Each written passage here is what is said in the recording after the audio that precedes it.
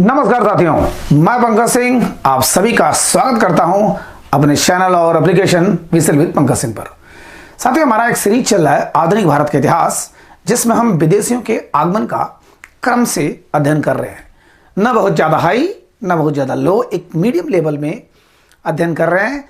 हाँ, उसमें थोड़ा बहुत आपको प्रॉब्लम हो सकता है सन ईस्वी के लिए, बाप रे बाप इतना ज़्यादा। लेकिन साथियों, आपको ये बता दूं, उसमें से 30% काम के हैं, 70% केवल आपको क्रम, कहानी, किस्सा से कोरिलेट करने के लिए बताया जा रहा है। तो उस पर घबराइएगा मत। जैसे मैंने 3 बताया था, गोवा पर, हारमुज पर, मलक्का पर, ये तीनों दिमाग में रखिएगा। और उनका व्यापार क्या था ये, प्लस कोठी कहाँ पहली बनी थी ये, ठीक है। पहली कोठी उन्होंने कहाँ बनाया, कोचीन का युद्ध, 5 युद्ध हमने देखा था। तो 5 युद्ध का क्रम तो आपको याद हो गया होगा। 1, 2 बार, 3 बार आप है ना नोट्स बनाएंगे और देखेंगे, बिल्कुल आपको जबानी याद हो जाएगा। तो हमने पहले 2 पार्ट में देखा पुर्तगालियों का आगमन और पुर्तगालियों का पलायन, किस स्थान से आए और किस बेइज्जती से वो भगाए गए, ठीक है। लास्ट में उनको डचों ने परेशान किया और फिर अंग्रेजों ने परेशान किया। इन दोनों ने मिलकर के अंतिम ढंग से पुर्तगालियों के यहाँ से भगा ही दिया। केवल बचे कहाँ, हमारे गोवा में बचे थे, जो कि 1961 में आज़ादी मिली। माने उनको हमारे भारत सरकार द्वारा जब एक खतरनाक ऑपरेशन विजय चलाया गया, मारकर उनको यहाँ से भगाया गया। पुर्तगाली बिल्कुल गोवा से भी पलायन करके भाग गए, ठीक है। तो पुर्तगालियों को हमने देखा। और बार बार मैं याद दिला दूँ आपको, देखिए 5 शक्तियाँ आई थी, 5 मुख्य शक्तियाँ यूरोप से आई थी व्यापार करने। पहला तो पुर्तगाल से चली आया, वास्को डी गामा आ गया। अब देखिए ये दूसरा कौन आता है, डच। देखिए नीदरलैंड, साथियों नीदरलैंड। इसी बहाने आपका ज्योग्राफी भी रिवाइज होता रहेगा। यहाँ पर 3 देश हैं, बेनेलक्स हम लोग बोलते हैं, जी हाँ बेनेलक्स, ठीक है। बेनेलक्स सबको मेरे ख्याल से मालूम होगा। थोड़ा भी अगर ज्योग्राफी का अध्ययन आपने किया है तो बे से बेल्जियम, नी से नीदरलैंड और लक्स से लग्जमबर्ग। तो बेल्जियम है ना, ब्रुसेल्स, नीदरलैंड, जिसको हम लोग हॉलैंड भी बोलते हैं, डच भी बोलते हैं वहाँ के निवासियों को, ठीक है। आजकल तो बड़ा कंट्रोवर्सी, इस पर विवाद है, तो एक ही नाम हो गया है। और ये लग्जमबर्ग। तो ये तीनों फ्रांस और जर्मनी के बीच में है, ठीक है। Belgium, Netherlands, Luxembourg. तो ये नीदरलैंड सेकंड पे आए थे डच वाले, ठीक है। डच पहले पे कौन है, पुर्तगाल के, है ना। तीसरे पर है ये इंग्लैंड। देखिए इंग्लैंड 3 को मिलाकर हम लोग ब्रिटेन बोलते हैं और 4 को मिलाकर हम लोग यूके या यूनाइटेड किंगडम बोलते हैं। ब्रिटेन मीन्स इंग्लैंड, वेल्स और स्कॉटलैंड, ठीक है। इंग्लैंड, वेल्स और स्कॉटलैंड, ये तीनों क्षेत्र एक ही में है। अगर तीनों का एक ही एरिया हो जाता है तो हम लोग उसको ब्रिटेन बोलते हैं। और अगर उत्तरी आयरलैंड इधर ले लिया इधर से, तो हम लोग क्या बोलते हैं, 4 को मिलाकर के यूनाइटेड किंगडम। फ्रांस और इंग्लैंड के बीच में क्या है, इंग्लिश चैनल है, ठीक है। हम लोग बार बार इसका अध्ययन करते हैं, ठीक है। तो ये हो गया पहले पर पुर्तगाल, दूसरे पर डच, तीसरे पर इंग्लिश, चौथे पर आते हैं हमारे फ्रांसीसी, ठीक है। फ्रांस और इंग्लैंड में जितनी दोस्ती बाद में होती है उतनी दुश्मनी पहले थी, ठीक है। तो फ्रांस। और 5वें पर देखिए ये डेनमार्क, डेनमार्क 5वें पर ये आते हैं, ठीक है। 5वें पर, ये चौथे पर। तो पहला कौन, पुर्तगाल, दूसरा डच, तीसरा इंग्लैंड, चौथा फ्रांस और 5वां डेन, ठीक है। स्वीडन का रोल जान दीजिए। तो ये चीजें हैं। अब हम लोग देखते हैं पुर्तगालियों के बाद डचों को भी देखते हैं और अंग्रेजों को भी देखते हैं, थोड़ा थोड़ा देखते हैं, ठीक है, पॉइंट के माध्यम से। चलिए अब हम लोग देखते हैं। और इतना जान लीजिए, आपको जानना क्या है, आए कब, गए तो ठीक है, बहुत ज्यादा जानना जरूरी नहीं है, लेकिन उनके मुख्य कोठी कौन है, कब कब बनी, यही हमको ज्यादा जानना है, ठीक है। और वो भी सबका सन ईस्वी जरूरी नहीं कि याद हो आपको। अगर याद है, आपका रट्टा मार क्षमता अच्छा है तो बहुत बढ़िया है। अदरवाइज आप दिमाग में रखिए कि इस टाइप का ये बना हुआ था, ठीक है। बहुत ज्यादा हमको नहीं पढ़ना है, बस कब बनी, कब क्या हुआ। ये हाउटमैन, ठीक है, ये नाम हम लोग देखते हैं कि जिस प्रकार से इंग्लैंड में कंपनी बनी थी ईस्ट इंडिया 1600 में, ठीक है। बनी तो 1599 में, लेकिन निकलती है 1600 में। लेकिन उसके पहले एक जॉन मिल्टन हॉल नामक अंग्रेज व्यापारी स्थल मार्ग से आया था। उसी प्रकार से बनी तो 1602 में कंपनी है डच, जो United east India company of Dutch या नीदरलैंड, बनी थी 1602 में। लेकिन उसके पहले एक बंदा आता है, कौन? हाउटमैन, ठीक है, डच का, नीदरलैंड का निवासी हाउटमैन आता है, और वह भी केप ऑफ गुड होते हुए पहुंचता है कहाँ? सुमात्रा पहुंचता है, ठीक है, सुमात्रा द्वीप पहुंचता है।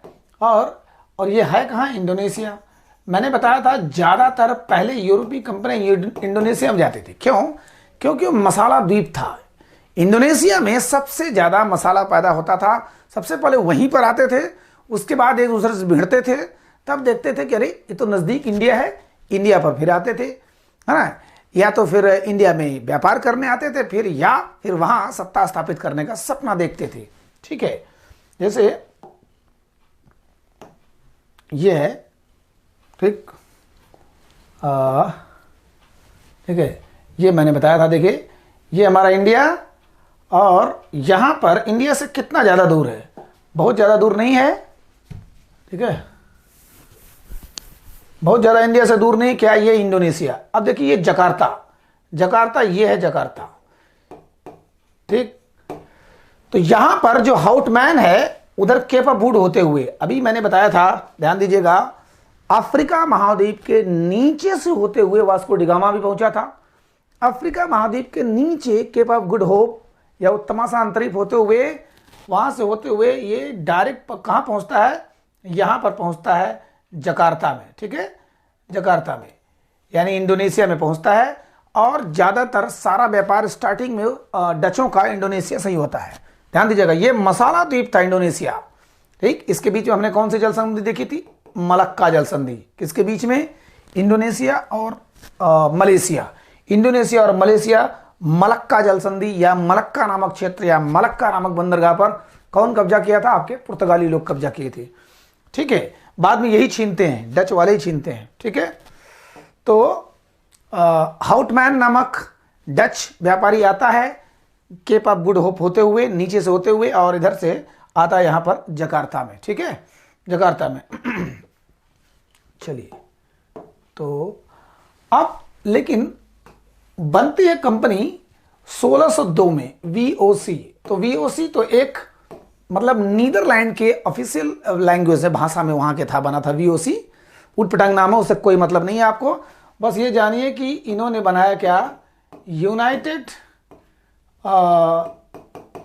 East India company, United east Indies company या ईस्ट इंडिया कंपनी, है ना, माने पूर्वी देशों की, ईस्ट इंडीज माने पूर्वी देशों का व्यापार करने के लिए, इधर पूरब है, तो united east company of Netherlands, ठीक है, नीदरलैंड माने इन्होंने बनाया कितने में? 1602 में, ठीक है, 1602 में बनाने के बाद, और इनको कहा गया कि जाइए आप, निकलिए, किसके लिए? व्यापार करिए, संधि करिए, युद्ध करिए, क्षेत्र बसाइए, दुनिया भर का इनको अधिकार दिया गया, ठीक है। सारी कंपनियां साथियों प्राइवेट की थी, सिर्फ एक कंपनी सरकारी थी, वो थी फ्रांसीसियों की। चारों कंपनी प्राइवेट एडवेंचर्स या प्राइवेट मर्चेंट जो हैं उन लोगों ने बनाई, व्यापारियों ने बनाई, लेकिन एक कंपनी जो थी सिर्फ फ्रांसीसी, जो सरकार के पूर्ण नियंत्रण में थी, माने सरकारी थी, वो सरकारी थी, ठीक है। तो प्रारंभिक विस्तार कहां तक था इनका? इंडोनेशिया, ठीक, इंडोनेशिया तक ही था। और वहीं से बाद में जब भारत से संपर्क हुआ, भारत से संपर्क कैसे हुआ? सूती वस्त्र, ध्यान देना, भारत से संपर्क सूती वस्त्र से हुआ, और सूती वस्त्र व्यापार का माध्यम तो था, ठीक है। हमारे जब जानते हैं सूरत में अभी तो मतलब पुर्तगाली लोग बहुत ज़्यादा डेवलप नहीं कर पाए थे। सूरत में असली कारखाना कौन बनाता है? अंग्रेज लोग बनाते हैं।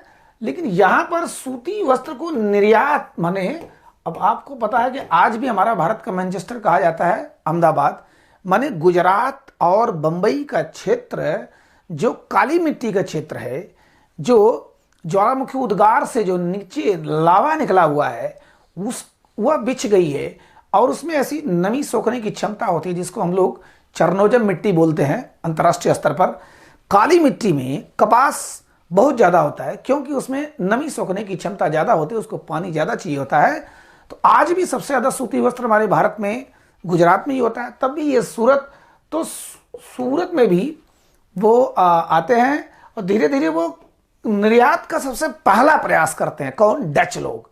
सूती वस्त्र के निर्यात का सबसे पहला जान लीजिए स्टार्टिंग यही करते हैं। कौन? ये लोग। ठीक है, तो पहले इंडोनेशिया तक सीमित थे, इंडोनेशिया तक ही सीमित थे शुरुआत में, क्योंकि मसाला व्यापार करने गए थे और सोचे थे मौका मिलेगा तो चलिए। क्योंकि डच कंपनी ने ये नहीं कहा था कि केवल जाकर इंडिया में व्यापार करो, उन्होंने कहा ईस्ट इंडीज कंपनी माने पूर्वी देशों में जाओ, जैसा तुमको लगता है युद्ध करो, शांति करो, कब्जा करो, व्यापार करो, जो करना वो करो, बस हमको प्रॉफिट दो, बेनिफिट दो। ठीक है, तो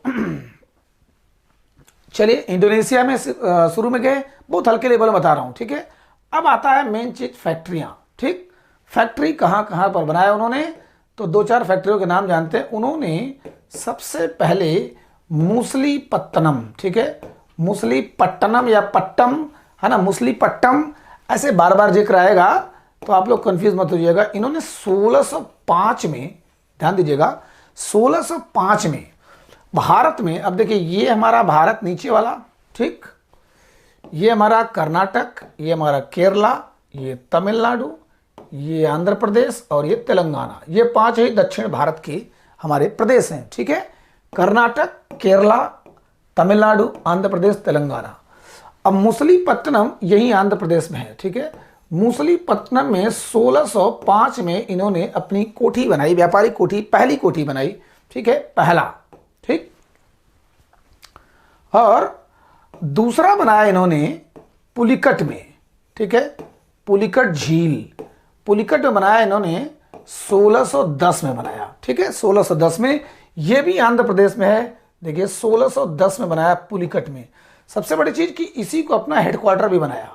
ठीक है, इसी को अपना हेडक्वार्टर भी बनाया, और यहीं से होता क्या था, स्वर्ण पैगोडा नामक इनका जो सिक्का चलता था। ठीक है, स्वर्ण पैगोडा नामक इनका सिक्का जो छापने का टकसाल भी था, टकसाल भी लगाया, तो सिक्का छापते थे, सोने का सिक्का इनका पैगोडा कहा जाता था, स्वर्ण पैगोडा। ठीक है, डच का, नीदरलैंड का। तो मतलब कि इनका पुलिकट 1690 तक, ध्यान दीजिएगा, 1690 तक यहीं पर इनका हेडक्वार्टर रहा। बाद में नागपट्टनम हुआ, नागपट्टनम भी वहीं है, बगल में ही है, हालांकि वो तमिलनाडु में है। ठीक है, इधर है नागपट्टनम। लेकिन चलिए इसी बहाने आपको बता दूं कि 1610 से 1690 तक इनका हेडक्वार्टर कहाँ रहा, पुलिकट में। तो पहला अंग्रेजों का भी असली अगर देखा जाए, सबसे पहला फैक्ट्री कौन सी बनी थी, मूसलीपट्टनम, मूसलीपट्टम। ठीक है, और इनका पहला मूसलीपट्टम, दूसरा पुलिकट। तो टकसाल, यहां पर स्वर्ण पैगोडा, और यहीं पर बारूद का कारखाना भी इन्होंने लगाया था। ठीक है, बारूद का कारखाना, माने जहां पर आपका हेडक्वार्टर रहेगा वहीं पर ज्यादा चीजें की जाती हैं, तो बारूद का कारखाना भी किया था। ठीक है, और सबसे बड़ी चीज कि इन्होंने हेडक्वार्टर बनाया, स्वर्ण पैगोडा नामक सिक्का ढालते थे।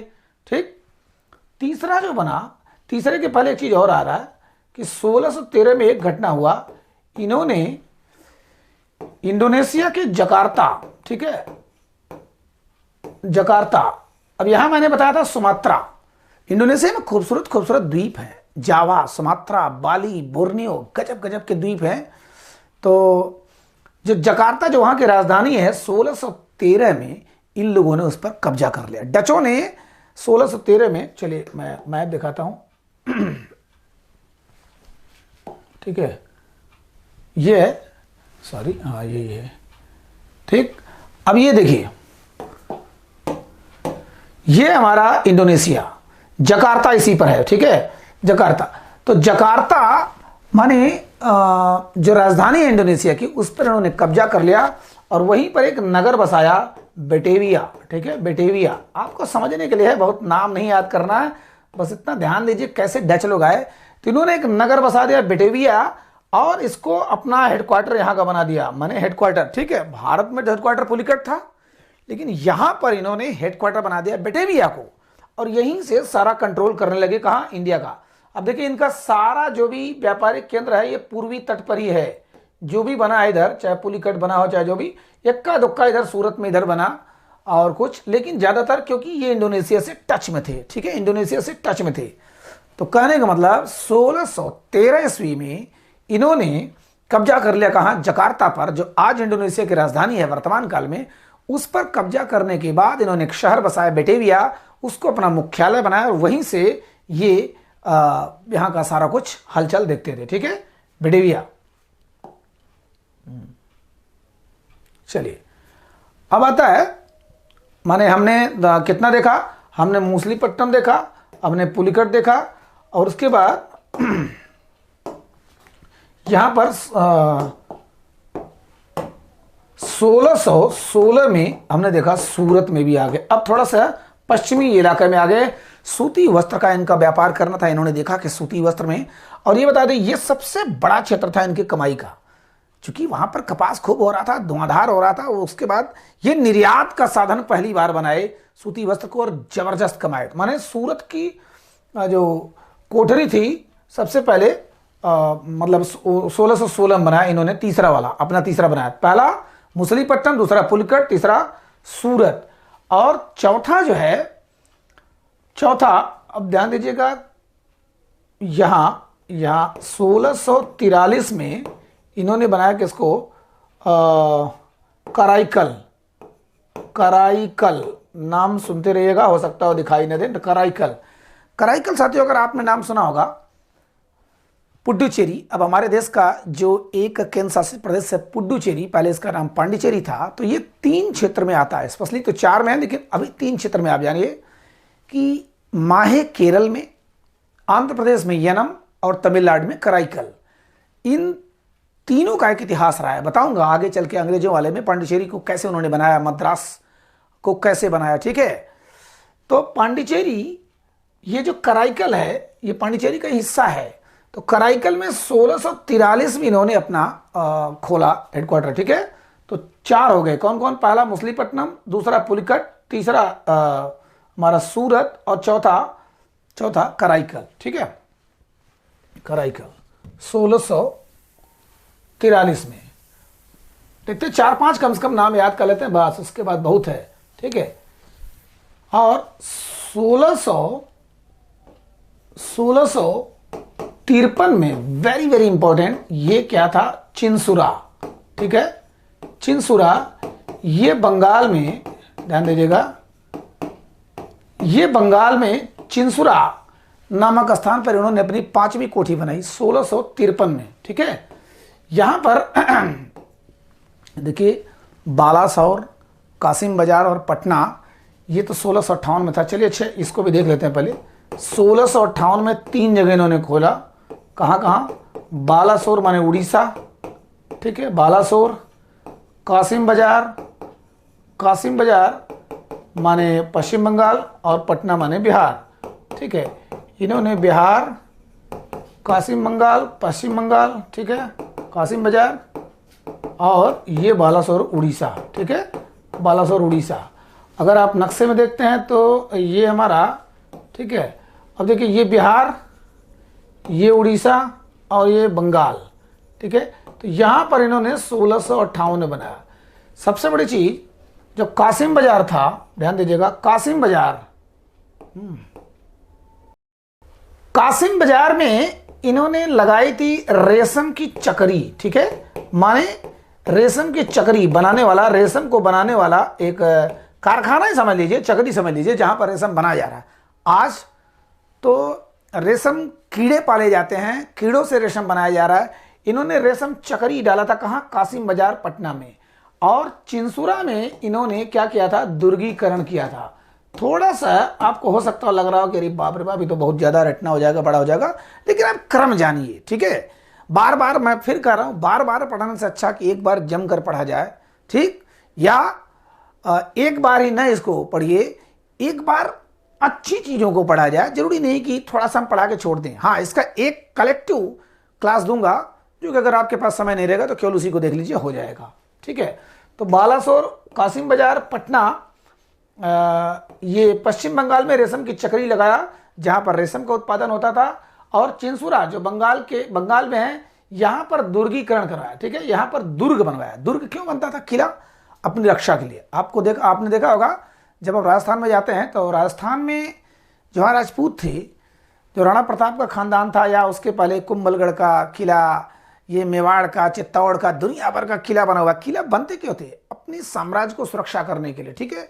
वहां पर हमला करना बहुत ऊंचाई पे बनाते थे, हमला करना बहुत कठिन हो जाता है, ठीक है।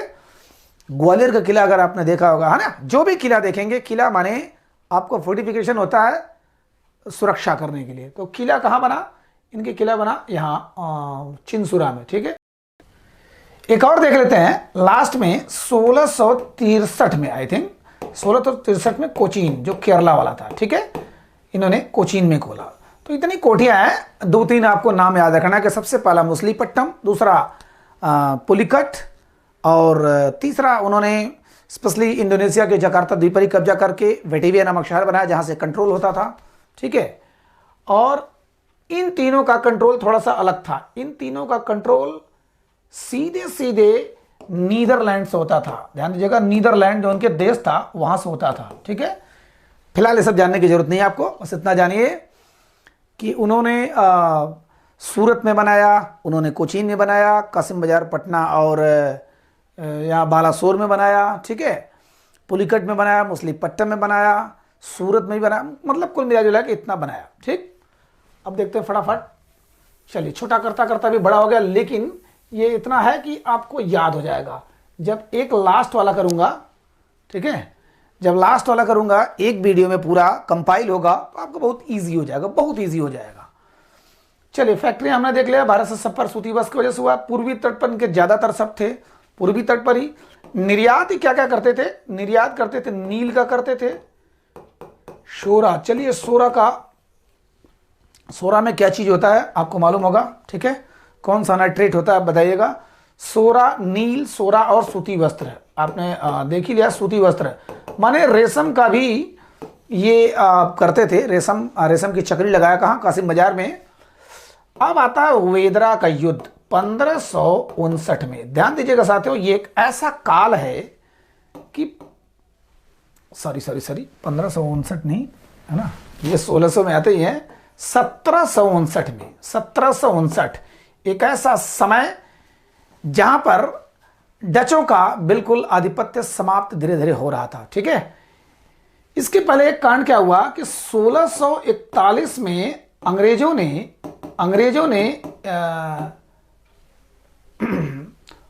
वाला बाद में देखते हैं।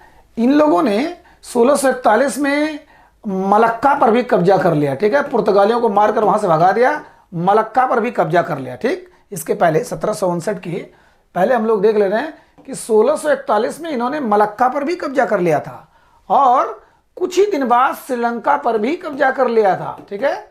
आई थिंक 42-43 या कुछ ऐसे सन था कि श्रीलंका पर, जहां पर पुर्तगालियों का कब्जा था, श्रीलंका से भी मार के भगा दिया, मलक्का से भी मार के भगा दिया। मलक्का फिर इंडोनेशिया मलेशिया का बीच में, तो अच्छा खासा कब्जा कर लेते, लेकिन उनको नहीं पता था कि आने वाले समय में हमको अंग्रेज मिलेंगे और मार के भगा देंगे। तो हुआ क्या कि 1759 में अंग्रेजों का दबदबा बहुत बढ़ चुका था। अंग्रेज यहां पर आ चुके थे। क्यों दबदबा बढ़ा? क्योंकि 2 युद्ध हुआ था, स्पेशली एक युद्ध 1757 का, प्लासी का युद्ध, ठीक है, प्लासी।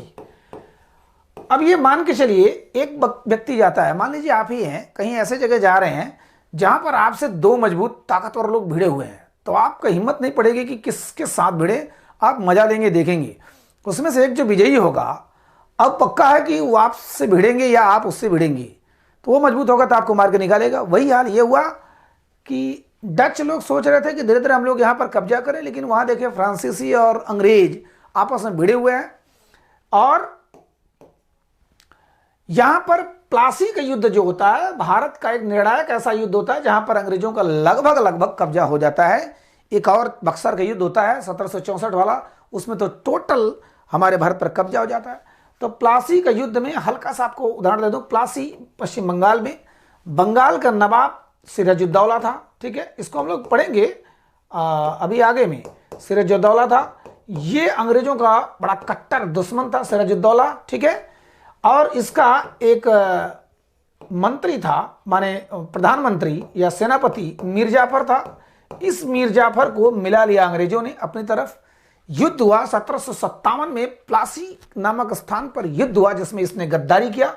मीर जाफर ने बहुत बड़ी गद्दारी किया, खड़ा रह गया, कुछ करता ही नहीं रहा। ये जवान हार गया, मारा गया, ठीक है। और प्लासी का युद्ध अंग्रेजों ने बड़ी छल बल से जीत करके इसको वहां का नवाब भी बना दिया। लेकिन कठपुतली वाला नवाब, तो 1757 में अंग्रेजों के यहाँ दबदबा बढ़ चुका था। 2 साल बाद, जस्ट 2 साल बाद 1759 में, ठीक है, इन्होंने क्या कहा कि चलो अब डच फच यहाँ से भगाओ मार के, फ्रांसीसी हैं इनको भी भगाया जाएगा। तो एक जगह था वेदरा, वेदरा ये कहाँ था? चिंसुरा के निकट, माने पश्चिम बंगाल में ये भी था, चिंसुरा के निकट वेदरा। उस समय कौन था, ध्यान दीजिएगा, उस समय बंगाल का नवाब कौन था? मीर जाफर, वही गद्दार मीर जाफर था। तो डचों ने कहा कि भैया मीर जाफर आप हमको सहयोग दीजिए। तो मीर जाफर ने कहा मैं कष्ट में तो बहुत हूँ, अंग्रेजों ने मुझे बना तो दिया लेकिन इतना लूट लिया है कि मेरा खजाना खाली हो चुका है और अंग्रेजों से दुश्मनी नहीं ले सकता। उसने कहा कि आप मेरी मदद करिए, हम लोग हरा दें मिलकर अंग्रेजों को, मार के भगा दें यहाँ से। लेकिन इसने इनकार कर दिया। तो फिर यहाँ का जबरदस्त जो आया था, जो प्लासी का युद्ध जीता था अंग्रेजों का, कौन? रॉबर्ट क्लाइव जो जीता था। रॉबर्ट क्लाइव जैसा गवर्नर, है ना, अंग्रेजों का ऐसा खूबसूरत, ऐसा बेहतरीन, ऐसा प्रशासक आया और इसने 1759 के वेदरा के युद्ध में, वेदरा का युद्ध जो हुआ था किसके किसके बीच में? डचों और अंग्रेजों के बीच में, तो मार करके इनको बिल्कुल भगा दिया। यानी अंतिम ऐसा निर्णायक युद्ध था जहां से डच एकदम बिल्कुल हार गए, भारत छोड़ दिए। और 1795 तक जाते जाते, 1795 जाते जाते बोरिया बिस्तर समेट कर यहां से भग गए सब, ठीक है, भग गए बिल्कुल। लेकिन 1795 में भग गए। पुलिकट में मैंने बताया था, पुलिकट में इनका हेडक्वार्टर था, लेकिन बाद में इन्होंने 1690 तक, ध्यान दीजिएगा, 1610 में पुलिकट नामक कोठी बनी। 1610 से 1690 तक पुलिकट इनका हेडक्वार्टर था। उसके बाद नागपट्टनम, ये भी कहाँ है? ये तमिलनाडु में, ठीक है, ये आंध्र प्रदेश और ये तमिलनाडु। तो तमिलनाडु यहीं पर बॉर्डर पर ही है, नागपट्टनम, ठीक है, नागपट्टनम, इसको इन्होंने राजधानी अपनी बना दिया, ठीक है। किसको? नागपट्टनम को 1690 में। किसने? डचों ने। जो इससे बनने लायक सवाल थे हमने बता दिया कॉमन चीज में, ठीक है, बस इससे ज्यादा ये जरूरी नहीं है। अब हम लोग आते हैं, चलिए, तो मेरे ख्याल से आपको समझ में आ गया होगा। एक बार अगर नहीं समझ में आता है तो दोबारा एक बार देखिएगा, ठीक है, बार बार रिवाइज करिए, तभी मजा आएगा। चलिए अब थोड़ा सा देख लेते हैं हम लोग, थोड़ा सा देख लेते हैं अंग्रेजों का, ठीक है, ब्रिटिशर्स का, जॉन मिल्टन हॉल, ठीक है, ब्रिटिश को देख लेते हैं, शुरुआत कर देते हैं, उसके बाद अगले में समाप्त करते हैं। मेरे ख्याल से हो सकता है थोड़ा सा बड़ा हो जाए, लेकिन फ्रांसीसी और इंग्लैंड दोनों समाप्त कर देंगे अगर हो पाएगा। तो पता चलेगा कि आपका कॉन्सेप्ट क्लियर नहीं हो रहा है। मुझे दूसरे में सबसे ज्यादा प्रॉब्लम लग रहा था, थोड़ा सा मैंने तेज पढ़ाया था, हो सकता है आपको क्लियर ना हो, तो विनम्र निवेदन है 2 से 3 बार आप देखिएगा, बिल्कुल क्लियर हो जाएगा। नोट्स बनाते जाइएगा, ठीक है, उसमें इक्का दुक्का कहीं सन ईस्वी की कहीं प्रॉब्लम है, उसके चक्कर में मत पड़िएगा। फैक्चुअल इतना नहीं पूछ रहा है, ठीक है, कहीं भी किसी भी पेपर में। अब आता है, चलिए देखते हैं, यहां पर पहला यात्री जॉन मिल्टन हॉल, ठीक है, जॉन मिल्टन हॉल, ये जो है 1597 में, यानी पहले कौन आया? पुर्तगाली, पुर्तगालियों को हमने पढ़ लिया। फिर कौन आया? डच, डचों को हमने देख लिया। अब आते हैं ब्रिटिशर्स, अंग्रेज। तो पहले याद करिए, हमने एक युद्ध बताया था जिसमें रॉल्फ फिंच नामक आदमी यहां पर पकड़ा जाता है। कहां पर?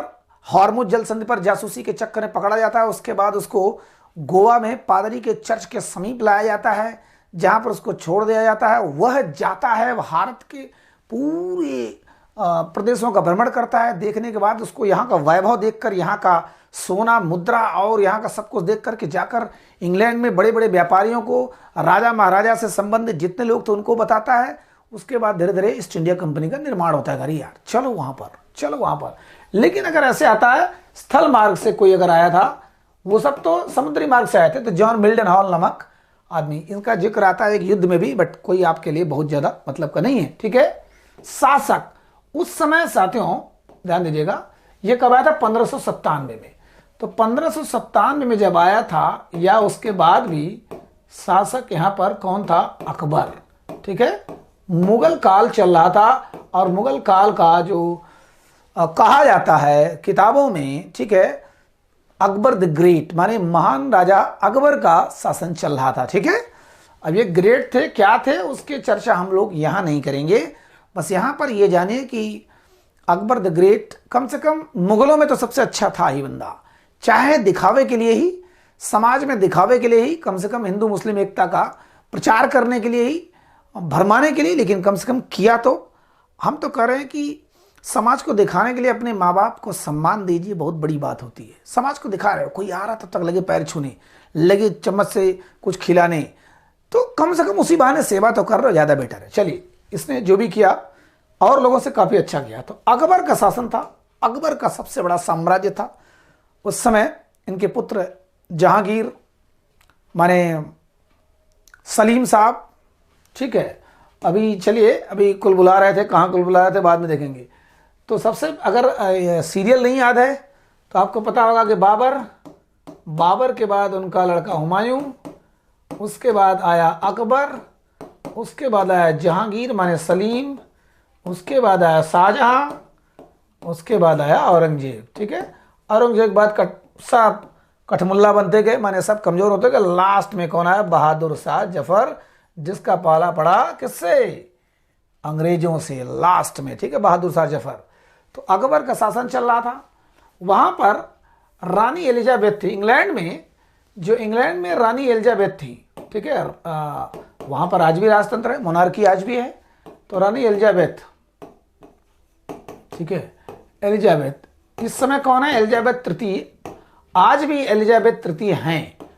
ठीक है, हो सकता हो कि बाद में आपको मिले और एलिजाबेथ न रहे उस समय, तो आप लोग मुझे दोष न दीजिएगा। अभी रानी एलिजाबेथ, तो रानी एलिजाबेथ फर्स्ट जो थी, इन्होंने कहा कि जब वो रॉल्फ फिंच नामक आदमी जब यहाँ से भाग कर गया, किसी तरह पादरियों ने उनके जान बख्शा, तो भाग कर गया और इधर उधर भौकाल बनाया खूब यहाँ के बारे में। तो वहाँ पर एक व्यापारियों का समूह था, क्या था? Adventure merchants. ठीक है, मर्चेंट माने व्यापारी, एडवेंचर माने साहसिक। तो ये व्यापारियों का एक समूह था। इन्होंने क्या काम किया? 1599 में किसकी स्थापना की? दुनिया भर का, है ना, गवर्नर एंड कंपनियां, ब्रिटेन, ये वो ऐसा है ना, ट्रेडिंग इनटू द ईस्ट करके लंबी सी एक कंपनी बनाई। बाद में उसको हम लोग क्या केवल जानते हैं? East India company. ठीक है, ईस्ट इंडिया, इसकी भी एक कहानी है, लेकिन आप कहानी पानी जोड़िए, इतना लंबा नहीं। ये तो जब हमारा यूपीएससी लेवल अगर रहे, केवल यूपीएससी और यूपीएससी लेवल है, तब तो ठीक है। चलिए, अगर आपको बहुत ज़्यादा शौकीन लग रहा है, बहुत अच्छा लग रहा है, तो आप उस कंपनी का नाम लिखिएगा। ठीक है, लंबा सा नाम है। तो 1599 में एक कंपनी बनाते हैं, कौन? मतलब ये एडवेंचर मर्चेंट नामक व्यापारियों का एक समूह था, व्यापारियों का एक ग्रुप था, इन्होंने बनाया। और प्राइवेट कंपनी थी, ध्यान दीजिएगा, प्राइवेट कंपनी थी। लेकिन इस कंपनी में एलिजाबेथ की हिस्सेदारी थी, शेयर होल्डर, ये शेयर होल्डर थी। तो सोचती थी कि मैं शेयर होल्डर हूं, अगर इस कंपनी में प्रॉफिट होगा, कंपनी की कमाई ज़्यादा बढ़ेगी, तो मेरी भी कमाई बढ़ेगी। जैसे उदाहरण स्वरूप आपने अभी, चाहे वो कोलगेट का हो, चाहे वो बाटा शूज का, चाहे जिसका भी, मान लीजिए बड़ी बड़ी कंपनियां, आपने उसका शेयर खरीद लिया, एक शेयर मिल रहा है 25 रुपये में, तो आप सोचेंगे हमेशा कि इतनी बिक्री इसकी बढ़िया है कि एक शेयर हो जाए 100 रुपये में, जिससे मेरा खूब बेनिफिट हो। तो ये भी चाहते थे कि रानी एलिजाबेथ भी चाहते थे कि ये कंपनी निकले और कमाए खूब बढ़िया से। इन्होंने 1600 में एक चार्टर अधिनियम जारी किया, चार्टर है ना, एक एक्ट जारी किया, एक फरमान जारी किया और कहा कि जाओ आप लोग ईस्ट में, देखिए east Indies company, east Indies, east India माने इंडीज की तरफ, ईस्ट इंडीज पूर्वी देशों की तरफ आप जाओ और व्यापार करो। ये भी वहीं जाते हैं, इंडोनेशिया पर ही जाते हैं, ध्यान दीजिएगा। 1600 में फरमान, शाही फरमान जारी हुआ कि आप जाइए, कितने साल के लिए? 15 वर्षों के लिए, 15 वर्षों के लिए आप जाइए। बाद में जेम्स प्रथम जो आते हैं राजा, इनके बाद, ये तो 1603 में मर जाती हैं। ठीक है, 1603 में ये मृत्यु हो जाती है इनकी। उसके बाद आते हैं कौन? जेम्स प्रथम। ठीक है, जेम्स प्रथम नामक, इन्होंने बाद में अनिश्चित काल के लिए कर दिया कि जाइए, जब तक आपकी मर्जी, व्यापार करिए, हमको प्रॉफिट चाहिए, हो सकता है तो वहां पर कब्जा कर लो तो ज्यादा बढ़िया है। दुनिया पर कब्जा कर ही रहे थे तो यहां भी था। ठीक है, चलिए, उस समय तक ध्यान दीजिएगा। चलिए, मैं जो आपका लिखा हूं इसीलिए जानबूझ के लिखा हूं कि एक भी छोटी सी पॉइंट मिस ना हो। पुलिकट और मुसलीपट्टनम पर आपको पता है कि डचों का उस समय साम्राज्य था।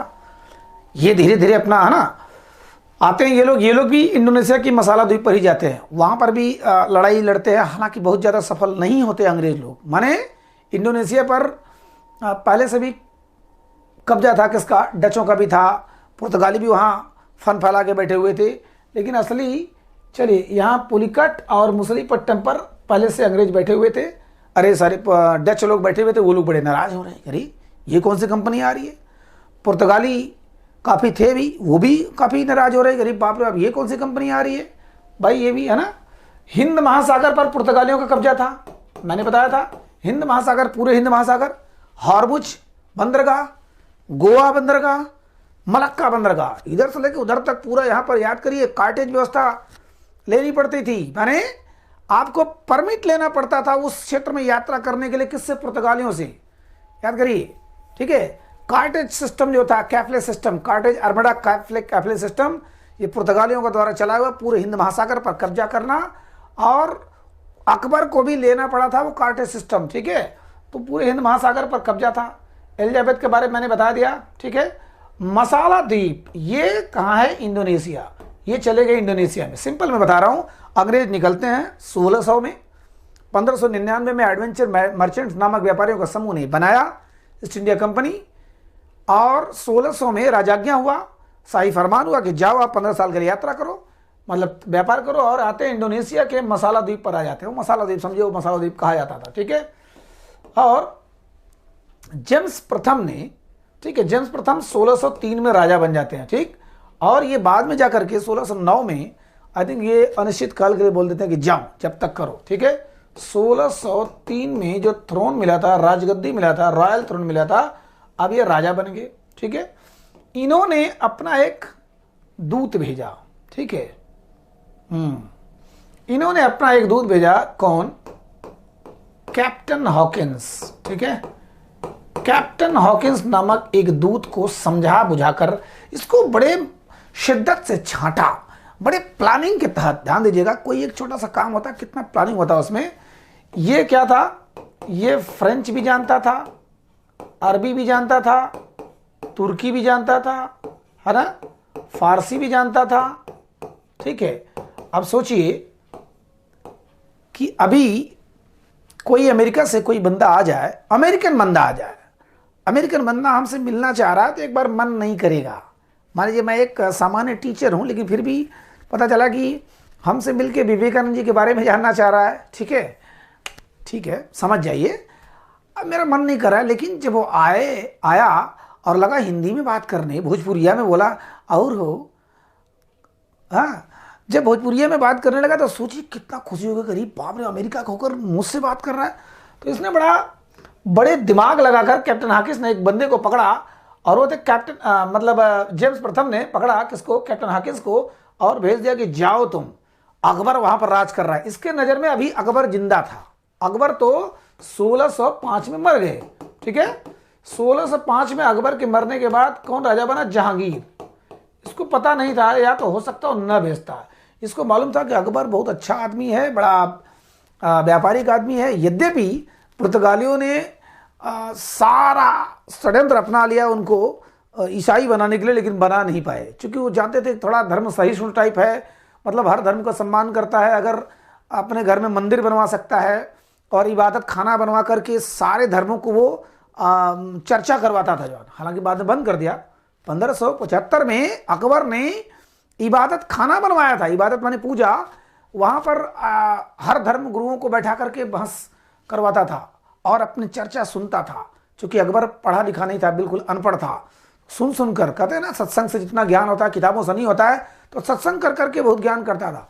तो जेम्स प्रथम को लगा कि चलो ये धर्म सहिष्णु है, थोड़ा सा सीधा साधा है, हम लोग इसको प्रभावित करते हैं। तो उनके नाम पर एक राजाज्ञा किया, एक फरमान मतलब एक निवेदन कि हमको भी बसने का थोड़ा सा वहाँ जगह दीजिए। लेकिन यहाँ पहुँचता है तो देखता है करी जहांगीर, लेटर था किसके नाम, अकबर के नाम था। जहांगीर के पास जाता है और कहता है कि हमको केवल एक जगह हमको दे दो। कहाँ, सूरत में हमको माने गुजरात में पता चला कि सूती वस्त्र का कारखाना है, जबरदस्त है। देखिए मैनचेस्टर कहाँ है, इंग्लैंड में ही है। सबसे ज़्यादा दुनिया में सूती वस्त्र कहाँ बनता है, मैनचेस्टर में। तो ये सोचे कि ये सारी चीज़ें हैं, इसके बारे में थोड़ा एक्सपर्ट ज़्यादा हैं तो करते हैं। सूरत में इनको जहांगीर से मुलाकात होती है, जहांगीर को खूब प्रभावित करता है। जहांगीर के साथ तुर्की में बोलता है, लोग तुर्की वाले। अब गदगद हो जाता है जहांगीर, बैठकर साथ में शराब पीते हैं, बैठकर एंजॉय करते हैं और गेम भी खेलते हैं, बड़ा प्रभावित होते हैं, घूमते टहलते हैं खूब। ठीक है, फारसी बोल रहा है, तुर्की बोल रहा है, अरबी बोल रहा है। फ्रेंच से कोई मतलब नहीं था जहांगीर को। तो ये बहुभाषीय था, लिंग्विस्ट था। इसको हम लोग क्या बोलेंगे, लिंग्विस्ट। ठीक है, बहुभाषा था। सूरत में इतना प्रभावित कर लिया कि जहांगीर ने कहा जाओ अपनी कोठी बनाओ। 1608 में ही, ध्यान दीजिएगा, यद्यपि कहीं कहीं मिलता है 1609 में पहुंचा था, निकला था 1608 में, पहुंचा 1609 में। तो इसमें बहुत ज़्यादा कंफ्यूज मत होइए। कैप्टन हॉकिंस, तो वहाँ पर सूरत में कोठी बनाना शुरू हुआ। अब शुरू हो गया, काफ़ी कुछ निकल गया। तब तक तो भैया अरबी व्यापारी और पुर्तगाली, खास करके पुर्तगाली एकदम भिड़ गए। अरे हम लोग इतने दिन से क्या कर रहे हैं, सूरत में हमारा है, सब कुछ है, बताइए इसको बैठा देंगी तो हम लोग कौन सा व्यापार करेंगे। ये भी आ जाएगा, ये भी कुछ गुड़ा गणित करेगा, टिकड़मबाजी करेगा, तो हम कौन सा व्यापार करेंगे। इतना प्रभावित कर दिया खास करके पुर्तगालियों ने।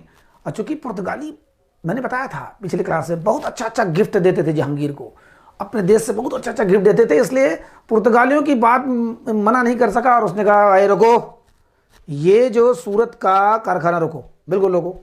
ठीक है, तब इन्होंने 1611 में फिर से वही आ गए, मूसलीपट्टनम। डचों ने कब बनाया था, मूसलीपट्टनम या पट्टनम। ठीक है, डचों ने कब बनाया, 1605 में। अंग्रेजों ने बनाया 1611 में। और वही जाकर फिर से 1612 में शुरू हुआ सूरत का, और जाके 1613 में सूरत की फैक्ट्री बन गई। ठीक है, माने पहला कौन, मूसलीपट्टनम, दूसरा सूरत, अंग्रेजों का। ठीक है, तो कैप्टन हॉकिंस बहुत ज़्यादा सफल नहीं रहा। 1908 में यह आया, और या 9 में ही आया, 1609 में चला ही गया। ठीक है, चला गया, पलायन कर गया 1609 में। बहुत ज़्यादा सफल ये नहीं रहा। शुरुआत तो करवा दिया, लेकिन लास्ट में बंद करा दिया किसने, जहांगीर ने। ठीक है, जहांगीर ने। अब देखते हैं सूरत। हाँ, सूरत की मैंने कहानी बता दिया। 1611 में मूसलीपट्टनम, 1613 में आपका सूरत भी बन गया। सूरत शुरुआत तो हुआ 1608 में ही, लेकिन फाइनल हुआ 1613 में। अन्य कोठी की बात करें, अन्य कोठी की बात करें तो सन ईस्वी की बहुत ज़्यादा जानने की जरूरत नहीं है। बस इतना जान लीजिए कि भड़ौच माने गुजरात है ना, गुजरात बहुत बड़ा बंदरगाह था एक समय।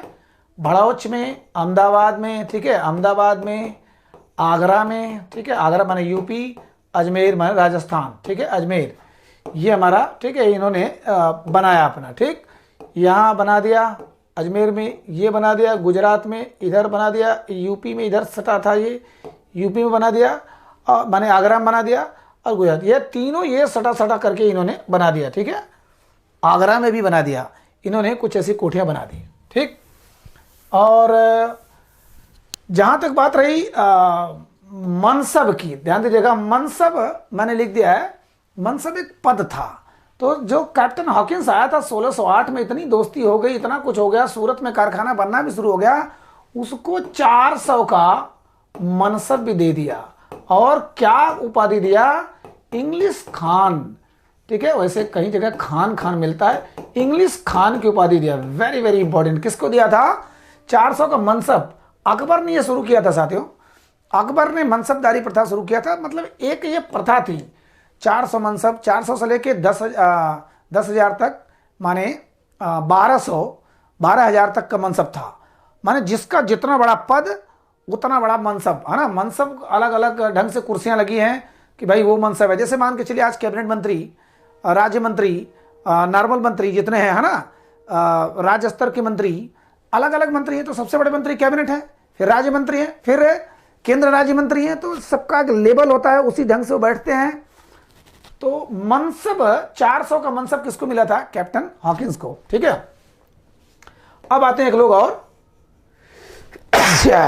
सॉरी, तो सर थॉमस रो 1615 में ये आते हैं। जेम्स प्रथम फिर इनको भेजता कि जाओ जाओ अब, इस समय काफ़ी कुछ हमारा शुरुआत हो चुका है, कई कोठियाँ बन चुकी हैं। तो ये जाता, ये भी जहांगीर के दरबार में पहुंचता है, ठीक है, जहांगीर के लेकिन बहुत सी सहूलियतें प्राप्त कर लेता है ये, बहुत सी सहूलियत, और कई और कोठी बनाने का राजाज्ञा ले लेता है कि चलो भैया ठीक है, अब ज़्यादा डर नहीं लग रहा है। और वैसे भी पुर्तगाली धीरे धीरे धीरे धीरे अब कमज़ोर हो रहे थे, डच यहाँ पर आए थे, है ना।